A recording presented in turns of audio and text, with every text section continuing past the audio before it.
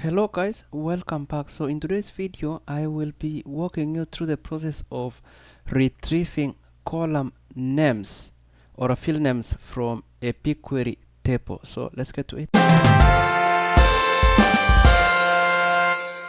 So assuming you have a table and you just want to retrieve all of the column names, how do you do that? So for example, you have this table. This is one of the table that we were playing with earlier, and as you can see here, you have all of these field names, um, but there's no way of just getting these field names really out of the box. Like you just, if you wanted to copy all of these um, columns and probably rename them in your query, um, how will you do that? So there's no a straightforward way of doing that in the dashboard itself.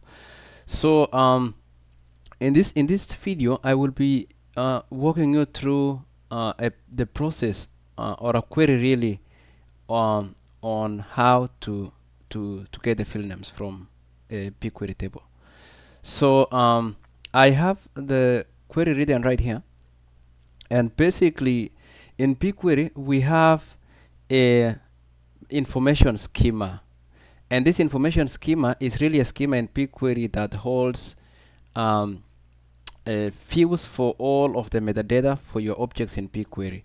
So it could be columns, could be partitions, could be tables, and these are really fields, and you can use these fields to retrieve some very useful metadata from your BigQuery objects. So for example, if you wanted to achieve basically what we were describing, if we want to only get the columns or field names from a BigQuery table, all you have to do is really select or run this query right here. So the query goes like this. So you select the column name from and then you specify the location of your data, or basically your table. So what you want to do here is put first a project ID if you have multiple projects, but for my case here I only have one project, so by default it knows that I'm running inside this project, so you can skip that. So and I've done that here, so I just went ahead and specified the dataset.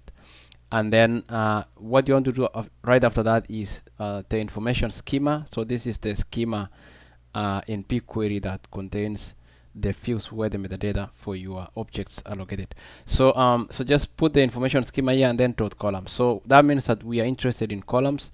If we were doing for tables, you will put here dot tables, dot partitions, and things like that. So here we are only interested for columns. So I will say select column name from my data set and then dot information schema dot columns, where the table name is equal to, so you filter for the table that you want to get the column names or fields from. So in this case we want to get the column names from this table called Chicago Crimes PQ.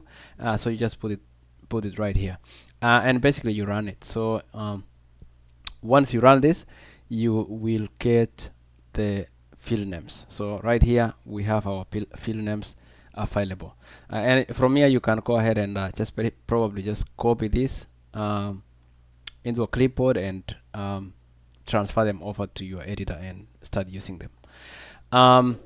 So this is the actual query, but if you didn't know what was contained in this column, in this columns field, what you can also do is just go ahead and instead of specifying here the column name, you can just run star, and this will give you all of the metadata that are contained in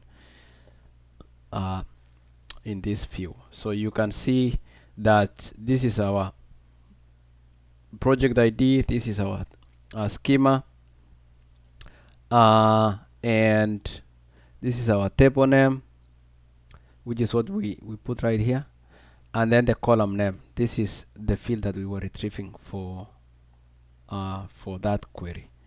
So you can also get additional things like the data type as well. So if you wanted to get a column name and the data type, so you can select column name and then the data type as well. So it really depends what you want to retrieve out of this metadata here, or out of this view. So for me, I just wanted to get the column names from the table, and I just specified the column name option for that. So that's how you get the column or field names from your BigQuery table. And it took me some time to discover this, but this is a very useful field, or a very useful query to have. And I have saved it. I have had scenarios, or several scenarios, where I needed to use this, and it really comes in handy when you're doing your development in BigQuery. Okay, so I will put this query in the description if you want to use it. But yeah, that's what I wanted to show you guys in this video. I hope that was helpful. Again, if you have not subscribed to the channel, please subscribe now so that you can stay updated whenever I release future videos. All right, guys, bye bye.